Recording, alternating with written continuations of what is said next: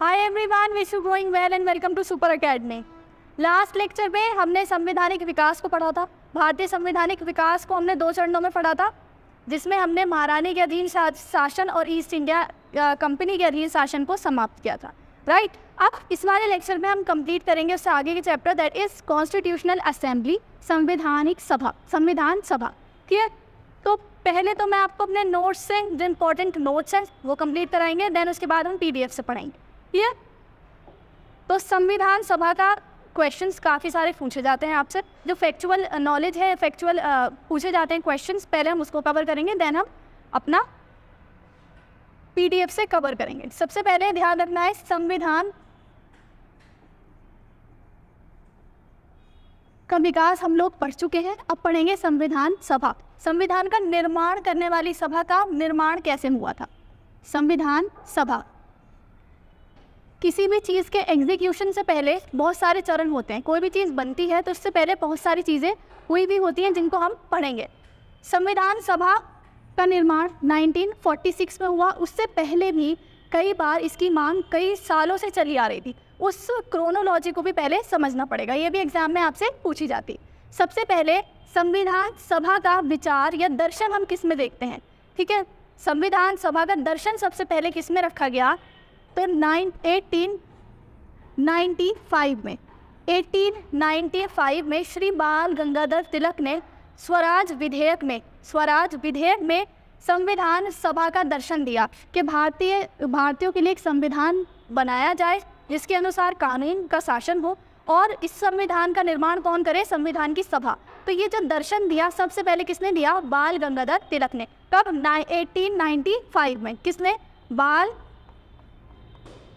गंगाधर तिलक ने।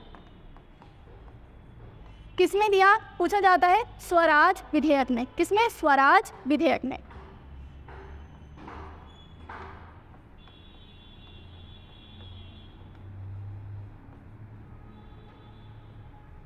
सबसे पहला दर्शन दिया।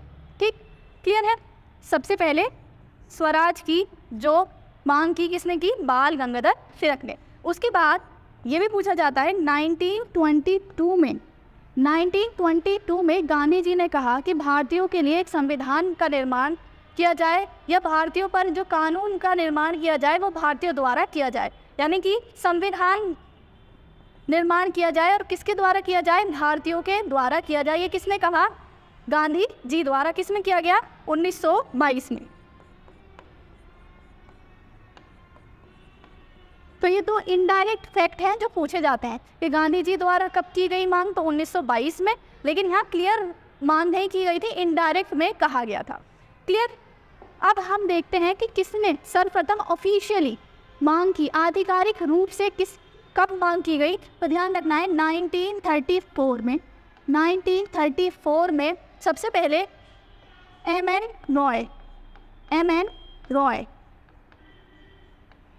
एन रॉय के द्वारा किसका विचार दिया गया, संविधान सभा का विचार दिया गया। क्लियर, बिल्कुल कंफ्यूज नहीं होना है। 1895 में बाल गंगाधर तिलक ने स्वराज विधेयक में संविधान सभा का दर्शन दिया। फिर उसके बाद इनडायरेक्ट 1922 में गांधी जी ने भी संविधान सभा होनी चाहिए ऐसा विचार दिया, लेकिन मांग कब की गई। ठीक है, एम एन रॉय द्वारा ऑफिशियली विचार दिया गया कि भारतीयों के लिए संविधान सभा होनी चाहिए। ठीक है, इन्होंने भी अपना विचार दिया। क्लियर, इससे ये तीनों हमने पढ़े, क्या है, विचार दिया। एम एन रॉय ने कब, 1934 में, प्रीवियस ईयर में पूछा गया है, आप लोग चेक करेंगे। उसके बाद 1934 में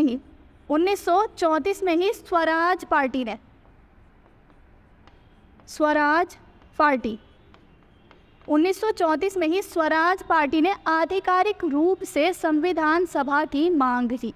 ठीक है, आधिकारिक रूप का मतलब है ऑफिशियली संविधान सभा की मांग की। आधिकारिक रूप से संविधान सभा की मांग की। क्लियर, तो ये चारों फैक्ट आपसे पूछे जाते हैं। उसके बाद 1936 में, किसी बुक में 1935 में मिल जाएगा, 1936 में किसने, कांग्रेस ने फैजपुर अधिवेशन में मांग उठाई। ठीक है, फैजपुर अधिवेशन में कांग्रेस ने कौन से अधिवेशन में? फैजपुर अधिवेशन में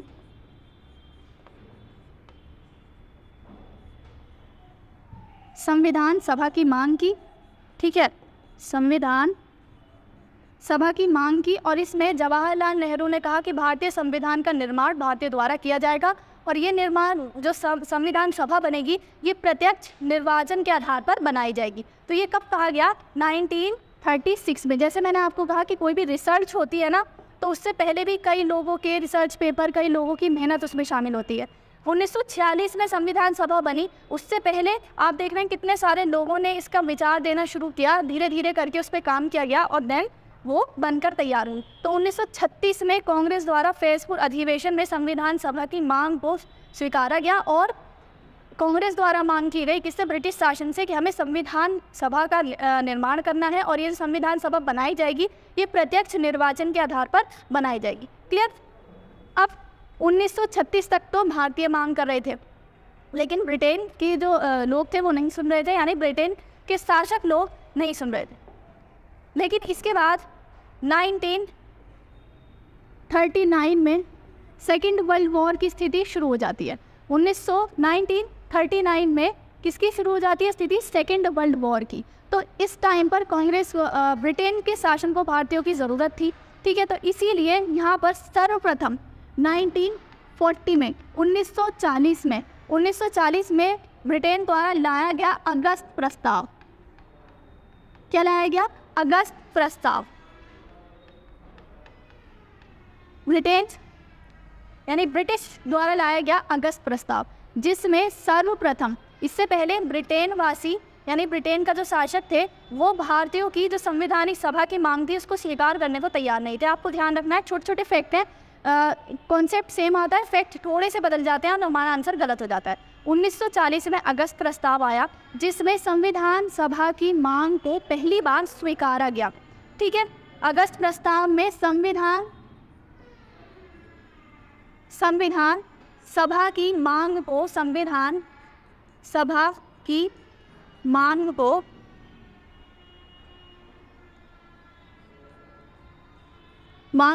स्वीकार किया गया। किसके द्वारा? ब्रिटेन के द्वारा। ठीक, इससे पहले उन्होंने नहीं स्वीकार किया था। मैंने आपको बताया सेकेंड वर्ल्ड वॉर की कंडीशन होने की वजह से उसके ऊपर दबाव था, इसलिए उसने भारतीयों की ये बात को स्वीकार किया कि ठीक है संविधान सभा बनाई जानी चाहिए। लेकिन इसमें कोई भी तरह का प्रस्ताव नहीं दिया गया था कि संविधान सभा कैसी होनी चाहिए, उसका निर्माण किसके द्वारा किया जाएगा, इसका कोई भी डिटेलिंग नहीं थी। इसमें सिर्फ मांग को स्वीकार किया गया था। तो आपसे एग्जाम में क्वेश्चन पूछा जाता है कि किस प्रस्ताव में संविधान सभा की मांग को सर्वप्रथम स्वीकार किया गया था, तो अगस्त प्रस्ताव पर क्लिक करेंगे। ठीक है, इसके बाद नेक्स्ट आता है 1942 1942 में आता है crisp mission. Sir Stafford crisp की अध्यक्षता में आता है क्रिस्प मिशन आता है भारत में। अब इस क्रिस्प मिशन में संविधान सभा का जो प्रस्ताव था वो रखा गया कि संविधान सभा के निर्माण का प्रस्ताव रखा गया। संविधान सभा कैसे बनाई जाएगी इसका प्रस्ताव सर्वप्रथम किस में दिया गया था? तो क्रिस्प मिशन में दिया गया था। अगस्त प्रस्ताव में मांग को स्वीकार किया गया था, लेकिन कोई भी डिटेलिंग नहीं दी गई थी कि कैसी संविधान सभा बनाई जाएगी, अप्रत्यक्ष निर्वाचन होगा, प्रत्यक्ष, कोई भी डिटेलिंग नहीं थी।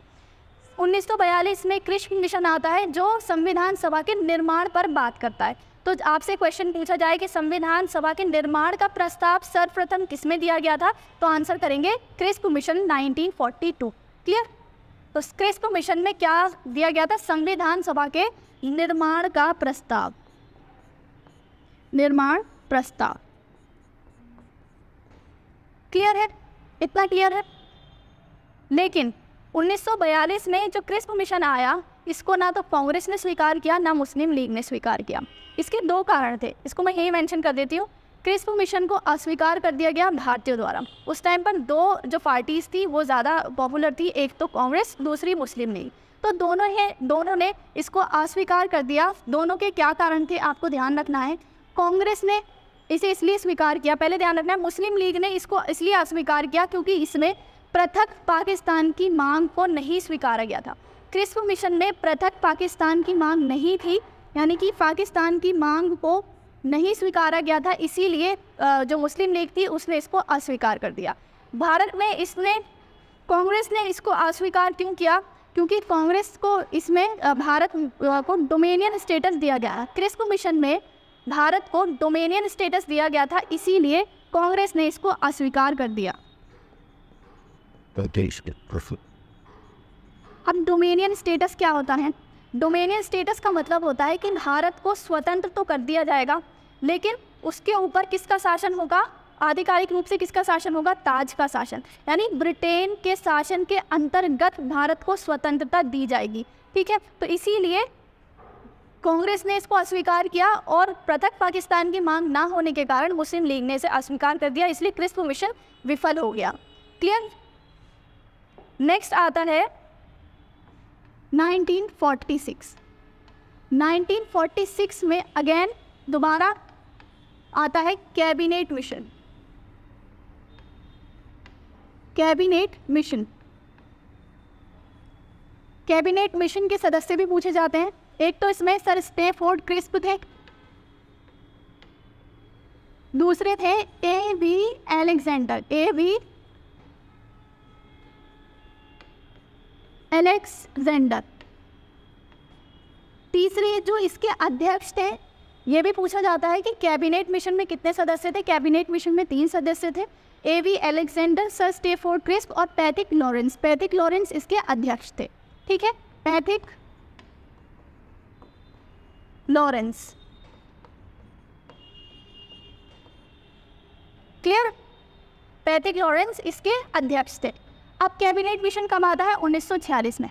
कैबिनेट मिशन द्वारा संविधान सभा का प्रस्ताव रखा गया। अगेन संविधान सभा के निर्माण का प्रस्ताव रखा गया कि संविधान सभा कैसी बनाई जाएगी, और इसको भारतीय द्वारा भी, यानी कि कांग्रेस द्वारा भी और मुस्लिम लीग द्वारा भी स्वीकार कर लिया गया।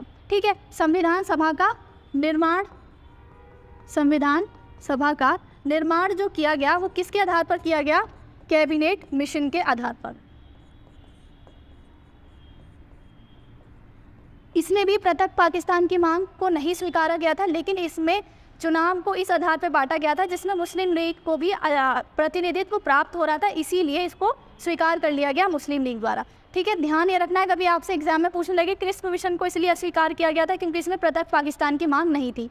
कैबिनेट मिशन लाया गया और उसने पृथक पाकिस्तान की मांग को स्वीकार कर लिया, इसलिए मुस्लिम लीग ने इसे स्वीकार कर लिया। तो ऐसा नहीं था, दोनों में पृथक पाकिस्तान की कोई मांग को नहीं स्वीकारा गया था, लेकिन यहाँ पर मुस्लिम लीग को अच्छा खासा प्रतिनिधित्व प्राप्त हो रहा था इनके अकॉर्डिंग, तो इसीलिए इसको स्वीकार कर लिया गया। अब आपको ध्यान रखना है, कुछ क्वेश्चंस इसमें ऐसे भी बनते हैं कि कैबिनेट मिशन द्वारा जो संविधान सभा का निर्माण किया गया उसमें जो संविधान सभा बनी वो प्रत्यक्ष निर्वाचन के आधार पर बनी। तो ध्यान रखना है, यहाँ पर प्रत्यक्ष निर्वाचन नहीं हुआ था, अप्रत्यक्ष निर्वाचन के आधार पर, अप्रत्यक्ष निर्वाचन के आधार पर, अप्रत्यक्ष निर्वाचन के आधार पर ही हमारी संविधान सभा का निर्माण किया गया था। एग्जाम में कई बार क्वेश्चंस पूछे जाते हैं स्टेटमेंट वाले, तो उसमें इस तरह के क्वेश्चंस पूछे जाते हैं। ठीक है, तो आपको छोटी छोटी बातों पर ध्यान रखना है। ठीक है, कैबिनेट मिशन 1946 में आया। अब कैबिनेट मिशन के आधार पर ही हमारे संविधान सभा का निर्माण किया गया। ठीक है, संविधान सभा का निर्माण का जो उन्होंने प्रस्ताव रखा था उसमें इन्होंने 389 सीटों का आवंटन किया था जिस पर चुनाव किया जाना था। जितने प्रतिनिधि आने थे, कितने आने थे? 389 प्रतिनिधि आने थे, जिसमें इनका विभाजन इन्होंने किया 296 और 93। 296 सीटों पर ब्रिटिश प्रांत, 292 सीटें दी इन्होंने ब्रिटिश प्रांत। ब्रिटिश प्रांत यानी ब्रिटिश के अंतर्गत जो राज्य आते थे, क्लियर, जहाँ पर गवर्नर का शासन था, तो वहाँ पर कितनी सीटें दी इन्होंने? 292। ये थोड़ा सा भी पूछा जाता है, थोड़ा सा आप इसको अच्छे से समझेंगे। 389 सीट्स दी जिसका विभाजन 2 भागों में किया गया, 296 और 93। 296 को दोबारा बांटा गया 292 और 4 सीटों में। 292 सीटें किसको दी गई? ब्रिटिश प्रांत को, जैसे वर्तमान में स्टेट होते हैं उस टाइम पे ब्रिटिश प्रांत थे। ठीक है, ब्रिटिश प्रांत को 292 सीटें दी गई और 4 सीटें दी गई चीफ कमिश्नरी को। किसको? चीफ कमिश्नरी को, जैसे वर्तमान में यूटीज़ होती हैं। ठीक है, ये पूछा गया है चीफ कमिश्नरीज को कितनी सीट दी गई, तो 4 सीटें दी गई। 93 सीटें किसी दी गई थी? 93 सीटें किसी दी गई थी? देसी रियासतों को, देसी रियासतों। अब एक चीज़ और आपको ध्यान रखनी हो, जो चुनाव कराए गए वो इन 296 सीटों पर कराए गए। 93 जो सीटें थी यहाँ पर देसी रियासतों की, वहाँ पर जो देसी राजा थे उनका जो प्रतिनिधित्व था वो मनोनीत के आधार पर था। यानी कि देसी रियासतों के जो राजा हैं वो अपने प्रतिनिधि को मनोनीत करके भेजेंगे, वो अपने हिसाब से चुनकर भेजेंगे। यहाँ पर निर्वाचन नहीं कराया गया था। चुनाव कितने सीटों पर हुआ था? 296 की सीटों पर हुआ था। एग्ज़ाम में आपसे ये भी पूछा जा सकता है, जैसे मैंने आपको बताया स्टेटमेंट वाले क्वेश्चंस आते हैं कि 389 सीटों पर चुनाव कराया गया, तो 389 सीटों पर चुनाव नहीं कराया गया था, 296 सीटों पर चुनाव कराया गया था। 93 सीटें पे जो प्रतिनिधि थे वो मनोनीत किए गए थे, किसके द्वारा? देसी रियासतों के द्वारा। क्लियर? अब इसके बाद जब चुनाव हो जाते हैं, जुलाई अगस्त 1946 में चुनाव होते हैं, उसके बाद जो रिज़ल्ट आता है उसमें 208 सीटें तो कांग्रेस को मिलती हैं, ठीक है, 208 सीटें कांग्रेस को मिलती हैं, 73 सीटें मुस्लिम लीग को मिलती हैं। क्लियर? और उसके बाद 15 सीटें अदर को जाती हैं, यानी अन्य लोगों को 15 सीटें मिलती हैं, जिसमें इन कुल मिलाकर ये भी पूछा गया है 15 महिलाएं निर्वाचित होती हैं।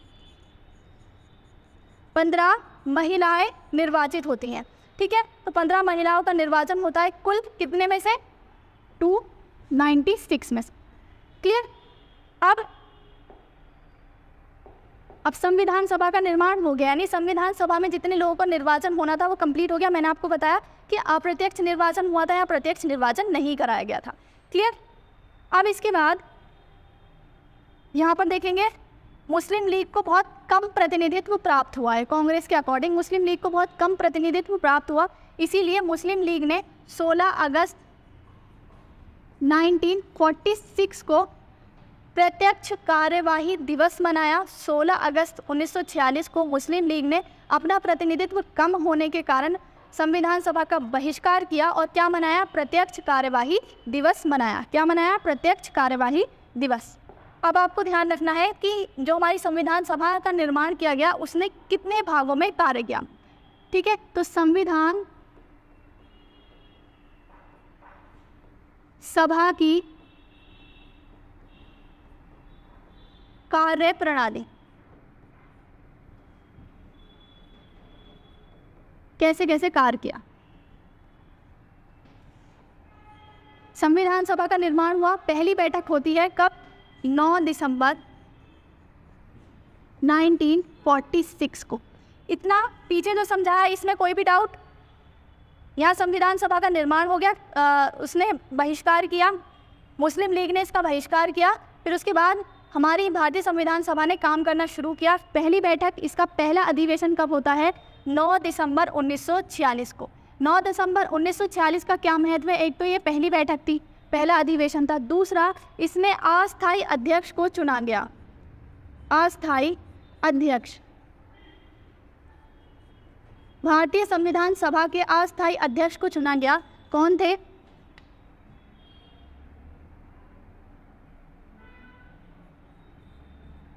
डॉक्टर सच्चिदानंद सिन्हा।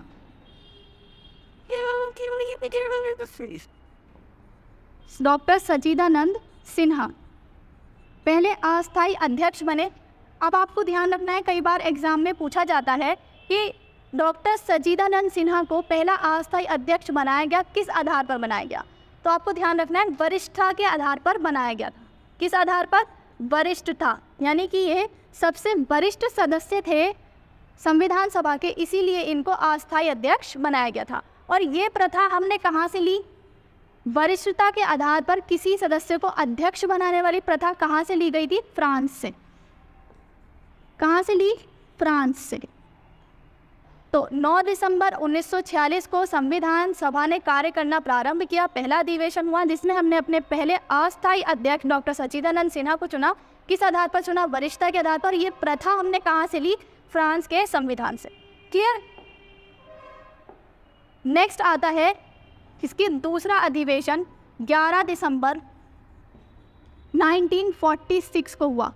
11 दिसंबर 1946 को इसका दूसरा अधिवेशन होता है जिसमें हमने अपने स्थायी अध्यक्ष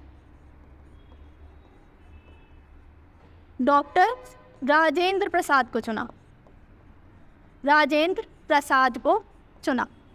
ठीक है, राजेंद्र प्रसाद को कब चुना गया? दूसरे अधिवेशन में। कब? 11 दिसंबर 1946 को। क्लियर? अब तीसरा अधिवेशन होता है 13 दिसंबर 1946। 13 दिसंबर 1946 को तीसरा अधिवेशन होता है, जिसमें इसका क्या महत्व था? पंडित जवाहरलाल नेहरू ने उद्देश्य प्रस्ताव रखा। कब रखा गया उद्देश्य प्रस्ताव?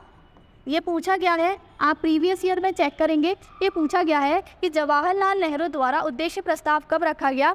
तो 13 दिसंबर 1946 को रखा गया। ये तीसरा अधिवेशन था। क्लियर है? संविधान सभा का तीसरा अधिवेशन था, उद्देश्य प्रस्ताव। अब उद्देश्य प्रस्ताव क्या है? उद्देश्य प्रस्ताव में संविधान की प्रकृति को बताया गया था कि संविधान कैसा बनेगा। ठीक है, संविधान की प्रकृति, उसके उद्देश्य। क्लियर? उद्देश्य प्रस्ताव रखा गया और उद्देश्य प्रस्ताव पारित कब हुआ? 22 जनवरी 1947। 22 जनवरी 1947 को उद्देश्य प्रस्ताव पारित होता है। ये दोनों ही डेट एग्जाम में पूछी गई है और ये तीसरा अधिवेशन था। ठीक है, तीसरा अधिवेशन। क्लियर? यहाँ तक कोई भी डाउट? संविधान सभा के जो इंपॉर्टेंट अधिवेशन थे वो हमने कंप्लीट किए। इसके बाद आपको ध्यान रखना है संविधान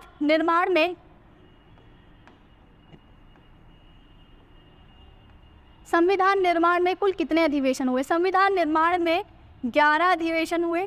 ठीक है, 11 अधिवेशन हुए। 12वां अधिवेशन बुलाया गया। 11 अधिवेशन और 165 दिन। 11 अधिवेशन 165 दिन में संविधान बनकर तैयार हो गया।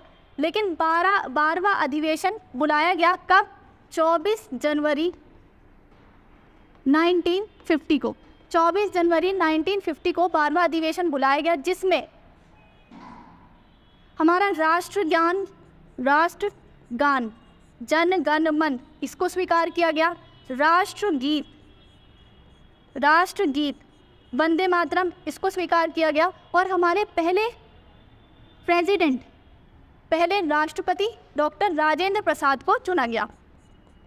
राष्ट्रपति डॉक्टर राजेंद्र प्रसाद को चुना गया। तो ध्यान रखना है, 11 अधिवेशन में संविधान बनकर तैयार हो गया था, लेकिन 12वां अधिवेशन बुलाया गया कब? एक्स्ट्रा में बुलाया गया 24 जनवरी 1950 को बुलाया गया, जिसमें 3 महत्वपूर्ण कार्य किए गए। राष्ट्रगान जनगण मन को अपनाया, राष्ट्रीय गीत वंदे मातरम, और भारत के जो प्रथम राष्ट्रपति हैं उनको चुना गया। इसके साथ साथ 24 जनवरी 1950 को संविधान सभा के जो सदस्य थे उन्होंने जो अंतिम संविधान था उस पर हस्ताक्षर किए। 284 सदस्यों ने, ये फैक्चुअल नॉलेज है, आपसे कई बार पूछी जाती है। 284 सदस्यों ने हस्ताक्षर किए, जिसमें पहले हस्ताक्षर हमारे farmer honourable prime minister Jawaharlal Nehru ने किए और लास्ट हमारे राष्ट्रपति श्री पंडित राजेंद्र प्रसाद जी ने किए। क्लियर? यहाँ तक संविधान सभा। और इसमें एक चीज़ और ऐड कर लीजिए, राष्ट्रध्वज, ये भी कभी पर पूछ लिया जाता है, राष्ट्रध्वज को कब अपनाया गया? राष्ट्रध्वज 22 जुलाई 1947। 22 जुलाई 1947 को राष्ट्रध्वज को अपनाया गया। क्लियर? जब संविधान बनकर तैयार हुआ तो इसमें 395 अनुच्छेद जो कि 22 भागों में विभक्त है और 8 अनुसूचियाँ। 395 अनुच्छेद जो 22 भागों में विभक्त है और 8 अनुसूचियाँ ये अपनाई गई। ये भी पूछ लिया जाता है। क्लियर? तो संविधान सभा का कार्य और संविधान सभा में जितनी भी इम्पोर्टेंट फैक्ट है वो मैंने आपको। अच्छा, एक चीज़ और जो एग्ज़ाम में पूछी जाती है, संविधान को अपनाया गया, लागू कब किया गया? 26 जनवरी 1950 के। ठीक है, 26 जनवरी 1950 को संविधान लागू किया गया। बनकर कब तैयार हुआ था? 26 नवंबर 26 नवंबर 1949 को। अब 26 नवंबर को ही क्यों लागू नहीं किया गया, ये एग्ज़ाम में पूछा गया है आपसे, यूपी PCS के एग्ज़ाम में पूछा गया है। तो आपको ध्यान रखना है 26 नवंबर को इसीलिए लागू नहीं किया गया क्योंकि 1930 में हमने स्वतंत्रता दिवस मनाया था। ठीक, कब मनाया था? 26 जनवरी को। अब स्वतंत्रता दिवस कब शिफ्ट हो गया? 15 अगस्त 1947 को शिफ्ट हो गया, यानी कि ये डेट कहाँ चली गई? 15 अगस्त पे चली गई। तो 26 जनवरी के महत्व को बनाए रखने के लिए हमने संविधान जो था वो 26 नवंबर को लागू ना करके 26 जनवरी 1950 को लागू किया। क्लियर है? 26 नवंबर 1949 को संविधान बनकर तैयार हो गया था, लेकिन उसको लागू कब किया गया? 26 जनवरी 1950 को। क्यों? क्योंकि हमने 26 जनवरी 1930 में क्या मनाया था? स्वतंत्रता दिवस मनाया था, इसीलिए इसके दिन के महत्व को बनाए रखने के लिए हमने इसको लागू किया। क्लियर? ये एग्ज़ाम में पूछा गया है। और एक फैक्ट और लास्ट, 15 अगस्त 1947 में हमारा देश आज़ाद हो गया था। संविधान कब लागू हुआ? 26 जनवरी 1950 को संविधान लागू होता है। अब इस 2.5 साल के पीरियड में भारत का शासन किस प्रकार चलाया गया? तो इस टाइम पीरियड में भारत का जो प्रशासन था वो भारत शासन अधिनियम 1935 के आधार पर चलाया गया। क्लियर? भारत शासन अधिनियम 1935 के आधार पर चलाया गया। इसके साथ आपका संविधान सभा का चैप्टर जितने भी इंपॉर्टेंट फैक्ट हैं जो पूछे जाते हैं वो कंप्लीट कर दिए। एक बार क्विक रिवीजन करेंगे, देन इस सेशन को एंड करते हैं। संविधान सभा का निर्माण कैसे होता है? सबसे पहले 1895 में बाल गंगाधर तिलक द्वारा स्वराज विधेयक में इसका विचार दिया गया, दर्शन दिया गया कि भारतीय संविधान सभा का निर्माण किया जाए। 1922 में गांधी जी ने इसकी मांग की कि संविधान सभा का इनडायरेक्ट वे में कहा गया। फिर 1934 में MN रॉय ने विचार दिया कि भारतीयों के लिए एक संविधान सभा होनी चाहिए। 1934 में पहली पार्टी स्वराज पार्टी जिसने आधिकारिक रूप से संविधान सभा के निर्माण की मांग की। 1936 में कांग्रेस ने इसको स्वीकार किया और कांग्रेस में जवाहरलाल नेहरू की ओर से घोषणा की गई कि संविधान का निर्माण भारतीयों द्वारा किया जाएगा और ये संविधान सभा किस आधार पर निर्मित की जाएगी? प्रत्यक्ष निर्वाचन के आधार पर निर्मित की जाएगी। 1940 में अगस्त प्रस्ताव आया जिसमें संविधान सभा के मांग को स्वीकार किया गया। एग्जाम में पूछा गया है, ठीक है, संविधान सभा की मांग किस में स्वीकार की गई? 1940 के अगस्त प्रस्ताव में। फिर 1942 में क्रिस्प मिशन आता है जिसमें संविधान सभा के निर्माण का प्रस्ताव रखा गया। क्लियर? लेकिन इसको पृथक पाकिस्तान की मांग ना होने के कारण और डोमिनियन राज्य के दर्जे के कारण कांग्रेस और मुस्लिम लीग दोनों ने अस्वीकार कर दिया। इसके बाद आता है कैबिनेट मिशन जिसमें 3 सदस्य थे, स्टेफोर्ड क्रिस्प, AV अलेक्जेंडर और सर पैट्रिक लॉरेंस। तीनों सदस्य थे जिनके अध्यक्षता में कैबिनेट मिशन आया था जिसने संविधान सभा का निर्माण किया। ठीक है, संविधान सभा का निर्माण किस मिशन के आधार पर किया गया? तो कैबिनेट मिशन 1946 के आधार पर। ठीक है, इसमें भी अप्रत्यक्ष निर्वाचन किया गया था। 389 सीट्स दी गई जिसमें निर्वाचन चुनाव कितने सीटों पर हुआ? 296 सीटों पर। ठीक है, 93 सीटें देसी रियासतों को दी गई। चुनाव के परिणाम इतने ज़्यादा पूछे नहीं जाते लेकिन ये इंपॉर्टेंट है। 16 अगस्त 1946 को क्या मनाया गया? प्रत्यक्ष कार्यवाही दिवस, क्योंकि मुस्लिम लीग को प्रतिनिधित्व कम प्राप्त हुआ था। इसमें 15 महिलाएं थी जो निर्वाचित होकर आई थी। संविधान सभा की कार्यप्रणाली में देखेंगे 9 दिसंबर 1946 को हमारी पहली बैठक होती है, जिसमें हमने वरिष्ठता के आधार पर डॉक्टर सच्चिदानंद सिन्हा को अस्थायी अध्यक्ष बनाया। क्लियर? उसके बाद दूसरी बैठक होती है 11 दिसंबर 1946 को जिसमें अस्थायी अध्यक्ष डॉक्टर राजेंद्र प्रसाद को चुना गया। नेक्स्ट, तीसरा अधिवेशन इंपॉर्टेंट है, उद्देश्य प्रस्ताव रखा गया। किसके द्वारा रखा गया? जवाहरलाल नेहरू के द्वारा उद्देश्य प्रस्ताव रखा गया जिसमें संविधान के उद्देश्य, संविधान की प्रकृति और संविधान की भावना के बारे में बताया गया। उद्देश्य प्रस्ताव पारित कब हुआ? 22 जनवरी 1947 को।